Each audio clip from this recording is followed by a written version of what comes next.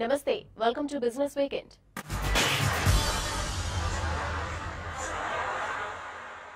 Stock మార్కెట్లో వారం మొత్తం మీద పాజిటివ్ ట్రెండ్ కనబర్చిన చివరి రోజున ఫ్లాట్ గా ముగిశాయి.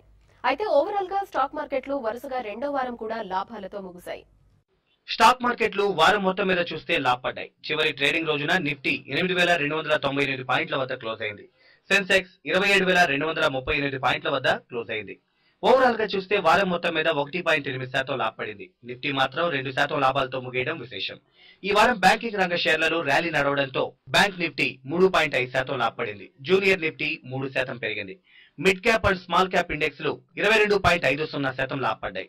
నిఫ్టీ ఇన్ఫ్రా సూచి 2.6% లాభపడింది. నిఫ్టీ ఫార్మా 0.3% నష్టపోయింది.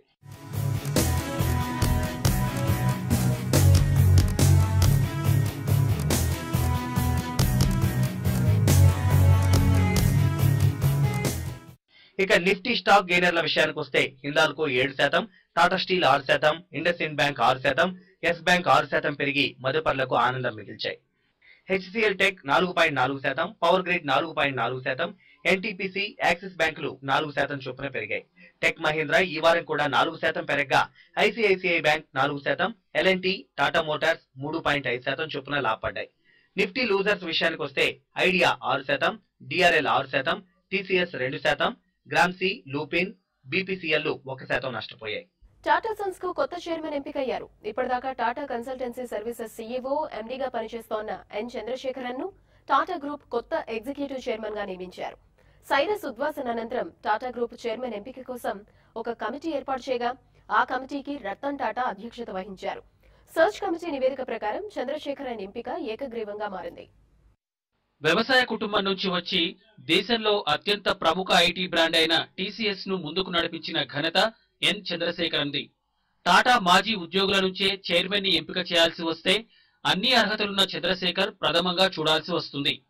Jaquar Land Rover boss Ralph Speth, TCS మాజీ ఉద్యోగి రామదురై ఉన్న గ్రూప్ సంస్థలో అత్యంత ప్రముఖమైన టీసీఎస్ ను లీడ్ చేసిన చంద్రశేఖర్ కే ఎక్కువ ఓట్లు పడతాయి. చంద్రశేఖరన్ వయసు 53.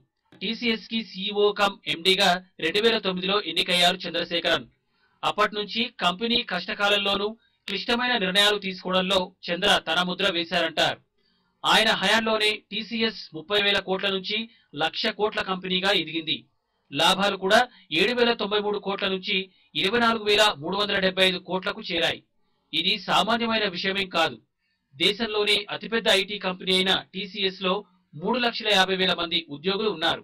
ప్రైవేట్ సెక్టార్ కంపెనీలో ఇదే అతిపెద్ద సంస్థగా రికార్డులకు ఎక్కింది. ఇక ప్రభుత్వ రంగ సంస్థల విషయంలో కోల్ ఇండియా తర్వాత ఉద్యోగుల పరంగా రెండో పెద్ద సంస్థగా ఎదిగింది. కంపెనీని విజయపథంలో నడిపించేందుకు చంద్రశేఖరన్ ఒక్కోసారి సంప్రదాయాలకు భిన్నంగా కూడా నడుచుకుంటారు. 23 బిజినెస్ యూనిట్లను 8 గ్రూపులుగా విడగొట్టి సక్సెస్ఫుల్ గా రన్ చేసిన రికార్డు చంద్రశేఖరన్ సొంతం. ఇది పీర్ గ్రూప్ లో ఆయన సామర్థ్యాన్ని చాటి చెప్పింది. టీసీఎస్ ను గ్లోబల్ బ్రాండ్ గా మారడం వెనుక ఆయన కృషి చాలా ఉందంటారు. ఈ ఘనతలతో పాటు టాటా గ్రూప్ సంస్థలోని వ్యక్తే కావడం చంద్రశేఖరన్ కి కలిసి వచ్చింది. గ్రూప్ సంస్థలో పనిచేస్తోన్న వ్యక్తి కనుక చైర్మన్ అయి ఉంటే టాటా సన్స్ గ్రూప్ వ్యవహార శైలి, కార్పొరేట్ అడ్మినిస్ట్రేషన్ లో వారి విధానం తెలిసి ఉండేదని, చైర్మన్ మార్పు వ్యవహారం సాఫీగా సాగిపోయేది. చంద్రశేఖరన్ కి ఉన్న అదనపు అర్హతలు ఏంటంటే అంతర్జాతీయ అంశాలు, ప్రపంచ ఆర్థిక స్థితిగతులపై అవగాహన ప్లస్ పాయింట్లు. డిజిటల్ యుగంపై అవగాహన ఉన్న Chandrasekaran Tata Sons group chairman పదవికి సరైన వాడే అని ఇండస్ట్రీ వర్గాల అంచనా. అలానే రెగ్యులర్ గా గ్లోబల్ మారథాన్ లో పాల్గొన్న అనుభవం, వర్టికల్ గ్రూప్ ని నడిపించగల సామర్థ్యం ఆయన్ని ఈ పదవికి ముందుండేలా చేశాయి. 1987లో టీసీఎస్ లో ప్రోగ్రామర్ గా ప్రారంభమై సంస్థలో 2007 నాటికి సీఈఓగా ఎదిగాడు ఆయన. సిటీ గ్రూప్ కు చెందిన బ్యాంక్ ఆఫీస్ ను టీసీఎస్ కొనుగోలు చేయడంలో ఆయనే ముఖ్య పాత్ర పోషించాడంటారు. అలానే టాటా గ్రూప్ లోనే అత్యంత చిన్న వయసు కలిగిన సీఈఓగా రికార్డు సృష్టించాడు చంద్రశేఖరన్. ఆయన హయాంలోనే టీసీఎస్ $10 బిలియన్, $15 బిలియన్ కంపెనీగా మారింది. రానున్న రోజుల్లో $20 బిలియన్ రెవెన్యూ కంపెనీగా మారాలనేది ఆయన టార్గెట్. టీసీఎస్ లాంటి కంపెనీకి సీఈఓగా పనిచేస్తూ బిజీగా ఉంటూ కూడా ఐటీ ఇండస్ట్రీకి సంబంధించిన పలు కార్యక్రమాల్లో పాల్గొంటూ వచ్చారు. 2020 IT industry vision NASSCOM chairman గా 2012లో పనిచేసినప్పుడు ఆయనే రూపొందించారు. పండుగంటేనే సంబరం. అదే సంబరాన్ని విద్యాబోధనలో భాగంగా చేస్తే అదే చేసింది హైదరాబాద్ గచ్చిబౌలిలో శ్రీరామ్ యూనివర్సల్ స్కూల్. మరిచిపోయిన ఆటల్ని పరిచయం చేస్తూ కిడ్స్ కార్నివాల్ ను నిర్వహించింది. తోలుబొమ్మలు, మట్టి కుండల ఆటలు ఇవన్నీ ఇప్పటి తరానికి, ఆ మాటకి వస్తే వెనక తరానికి కూడా అంతగా తెలియదు. సైకిల్ టైర్ తోసుకుంటూ వెళ్లే ఆటలైతే ఇప్పుడు కనిపించను కూడా కనిపించవు. కానీ బాల్యంలో ఈ ఆటలన్నీ ఆడిన వారికి వారి పిల్లలకి కూడా అవి నేర్పించాలని ఉంటుంది. కానీ పల్లెల్ని కూడా చుట్టేసిన నగర జీవనం అది సాధ్యపడనీయదు. అలాంటి ఆటలను మళ్లీ ఇప్పటి తరానికి పరిచయం చేసింది శ్రీరామ్ యూనివర్సల్ స్కూల్.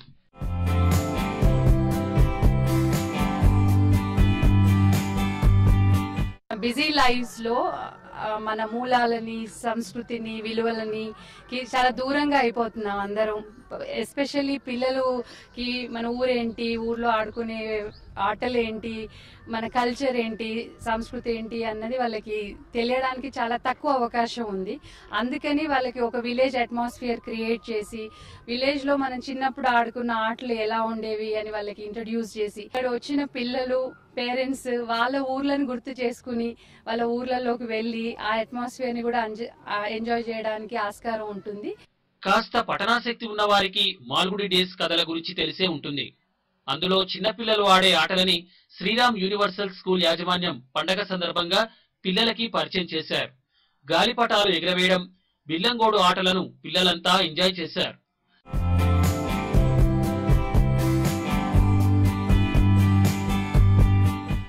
ఇలాంటి యాక్టివిటీస్ వల్ల పిల్లలకి both physical and mental growth ఉంటుంది, which I like very much. School campus కూడా చాలా బాగుంది with greenery and all. Sriram Universal School ఏర్పాటు చేసిన ఈ కిడ్స్ కార్నివాల్ పేరుకు పిల్లలదే అయినా వారి పేరెంట్స్ తో పాటు సందర్శకులుగా కూడా బాగా ఎంజాయ్ చేశారు. తాము గతంలో ఆడిన ఆటలను గుర్తు తెచ్చుకుంటున్నారు. గిల్లిదండ గానీ, క్రికెట్ గానీ, గల్లీ క్రికెట్, ఇంకా మన మాల్గుడి పోస్ట్ ఆఫీస్ లో పాతకాలంలో ఎలా ఉండేటి బోర్లు ఆయన పిల్లలకి బాగా అర్థమయ్యేటట్టు చూపించారు. శ్రీరామ్ యూనివర్సల్ స్కూల్ కార్నివాల్ కి వచ్చిన వాళ్ళకి ఎప్పుడో చిన్నతనంలో ఆడిన ఆటలు మళ్లీ గుర్తుకు రావడం ఖాయం. ఇలాంటి ఆట పాటలు తమ సిలబస్ లో ఓ భాగంగా చెప్తోంది స్కూల్ యాజమాన్యం.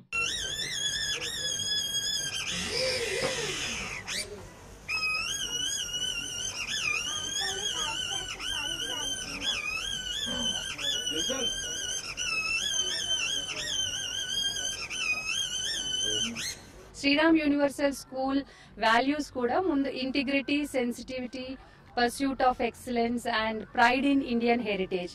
నేను ప్రైడ్ ఇన్ ఇండియన్ హెరిటేజ్ అంటే మన భారతీయ సంస్కృతి సాంప్రదాయాలలో మనం గర్వంగా చెప్పుకోవడం, గర్వంగా ఫాలో అవడం అన్నమాట. సో 4 మెయిన్ కోర్ వాల్యూస్ లో ఒక వాల్యూ దానికి సంబంధించింది కాబట్టి ఈవెంట్ చేసి అదొక ఆబ్జెక్టివ్ తో చేయాలి అన్న ఉద్దేశంతో ఈ థీమ్ తీసుకొని చేశాము. విద్యార్జన కంటే కేవలం మార్కులకు సంబంధించినదే కాదు, నైతికంగా, సామాజికంగా, మానసికంగా ఎదుగుదల, మరీ ఇలాంటి ఆల్రౌండ్ డెవలప్మెంట్ కావాలంటే ఖచ్చితంగా శ్రీరామ్ లాంటి సంస్థలు పాటిస్తోన్న విద్యా ప్రణాళికలను అనుసరించాల్సిందే. బిజినెస్ వీకెండ్ లో షార్ట్ బ్రేక్ తీసుకుందాం.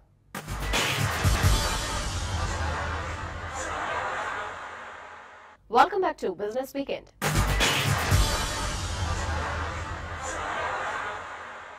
గతేడాది చివరిలో డీలా పడిన దేశీ స్టాక్ మార్కెట్లు కొత్త ఏడాదిలో జోరందుకున్నాయి. ప్రస్తుతం 2 నెలల గరిష్టాలకు చేరి సాగుతున్నాయి. సెన్సెక్స్ 27,000 పాయింట్ల మైలురాయిని అధిగమించగా నిఫ్టీ 8,400 సైతం దాటేసింది. అయితే ఇంత మాత్రానికే మార్కెట్లు కనిష్టాల నుంచి బయటపడినట్లేనని భావించొద్దంటున్నారు స్టాక్ విశ్లేషకులు. పరిస్థితులు వికటిస్తే భవిష్యత్తులో మార్కెట్లు 10% వరకు కరెక్షన్ కు లోనయ్యే అవకాశం ఉందంటూ హెచ్చరిస్తున్నారు. డిమానిటైజేషన్ ముగిసిన తర్వాత ప్రముఖ సంస్థలు వివిధ రంగాల్లో ఆ ప్రభావం ఎలా ఉందనే అంశంపై నివేదికలు సమర్పిస్తున్నాయి. ఈ కోవలో పాపులర్ రియల్ ఎస్టేట్ కన్సల్టింగ్ సంస్థ నైట్ ఫ్రాంక్ నిర్మాణ రంగంపై పెద్ద నోట్ల రద్దు ప్రభావంపై ఓ రిపోర్టు సమర్పించింది. దేశంలో పెద్ద నోట్ల రద్దు స్థిరాస్తి రంగాన్ని గట్టిగానే దెబ్బతీసింది. ప్రత్యేకించి దేశంలోని 8 ప్రధాన నగరాల్లో నివాస సముదాయాల మార్కెట్ ఒక్కసారిగా స్తబ్దుగా మారిందని నైట్ ఫ్రాంక్ ఇండియా నివేదిక వెల్లడించింది. ఢిల్లీ, ఎన్సీఆర్, ముంబై, కోల్కతా, చెన్నై, బెంగళూరు, హైదరాబాద్, పూణే, అహ్మదాబాద్ నగరాల్లో నైట్ ఫ్రాంక్ ఈ సర్వే నిర్వహించింది. దేశంలో 2016 అక్టోబర్-డిసెంబర్ నెలల్లో నిర్మాణం పూర్తి చేసుకున్న ఇళ్ల అమ్మకాలు 44% మేర పడిపోయాయని, 2010 తర్వాత ఈ స్థాయిలో అమ్మకాలు పడిపోవటం ఇదే మొదటిసారని నివేదిక పేర్కొంది. ఈ శాతాలను గణాంకాల్లోకి మారిస్తే నిర్మాణ సంస్థలకు అమ్మకాల రూపంలో రావాల్సిన 22,600 కోట్లు రాష్ట్రాలకు స్టాంప్ డ్యూటీ రూపేణా రావాల్సిన 1200 కోట్ల ఆదాయం నష్టం వాటిల్లినట్లు నివేదిక వివరించింది. ఇక హైదరాబాద్ విషయానికి వస్తే నూతన ప్రారంభోత్సవాల్లో 3% వృద్ధి నమోదు కాగా అమ్మకాల్లో 6% క్షీణత నమోదైనట్లు నైట్ ఫ్రాంక్ వెల్లడించింది. పెద్ద నోట్ల రద్దుతో గత 6 నెలల కాలంలో అమ్మకాలు ఒక్కసారిగా 40% పడిపోయాయి. అయితే హైదరాబాద్ లో ఎక్కువగా ఉద్యోగస్తులు, ఇతర వర్గాల వారు బ్యాంకు రుణాలపై ప్రాపర్టీలు కొనుగోలు చేయనుండడం ఆశావహ పరిస్థితి అని సంస్థ ఈడీ గులాం జియా తెలిపారు. So this was a shocker that obviously and while there were a lot of speculations, there were a lot of talks without analytics etc. that real estate has to crash 25%, 30%, this that some reports spoke about. However, even if I look at the macro picture, when this whole demonetization activity was taken up, right from Prime Minister to Finance Minister, directly as well as obliquely at many point of time, referred to real estate as the biggest concern to bring in clarity or bring in, straightforward workings. So black money was always assumed to be hiding in real estate, and that was the intention, to make real estate change its route to become more straight, to become more correct, etc. Sankranti Telugu లోగిళ్లలో పండుగ కాంతితో పాటు సినిమాల సంబరాన్ని తెస్తోంది. ఖైదీ number 150, Gautamiputra Satakarni 2 Telugu cinema స్థాయిని చాటి చెప్పాయి. కలెక్షన్ల పరంగా రికార్డులు సృష్టించాయి. మా ఏలుబడిని అంగీకరించి మీ వీరఘట్టాన్ని మా రాయబారికి స్వాధీనం చేసి మాకు సామంతులవుతారని ఆశిస్తున్నాము. సంక్రాంతి పండుగ తెలుగు చలనచిత్ర పరిశ్రమకి కామధేను అనే చెప్పాలి. అందుకే ఈ పండుగ సమయంలో సినిమాల విడుదలకి నిర్మాతలు పోటీ పడుతుంటారు.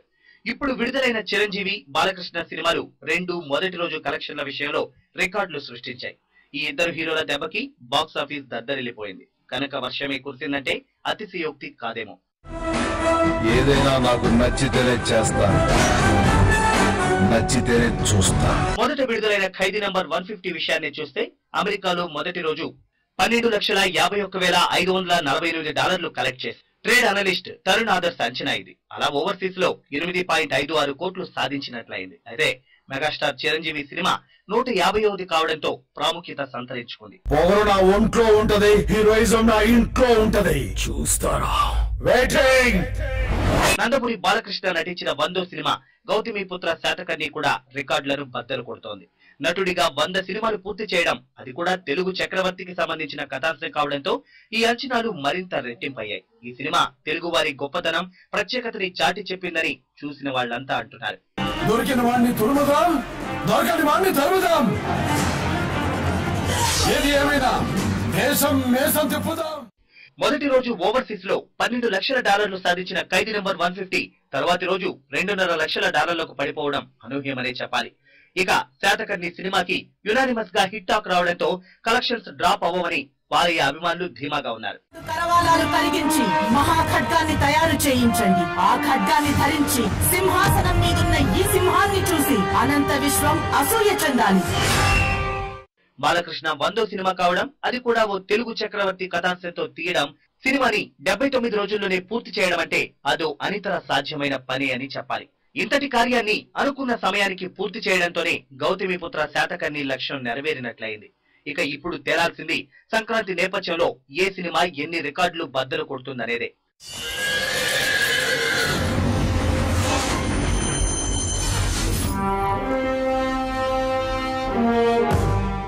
వీటిలో ఏది ఎక్కువ తక్కువ అని కాకుండా ఓ ప్రాంతీయ సినిమా మొదటి వారంలోనే దాదాపు 70-80 కోట్ల రూపాయలు సాధిస్తుందంటే అది తెలుగు సినిమా సత్తాకి నిదర్శనం.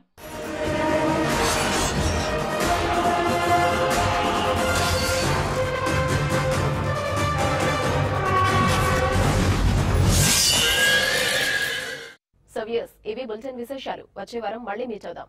నమస్తే.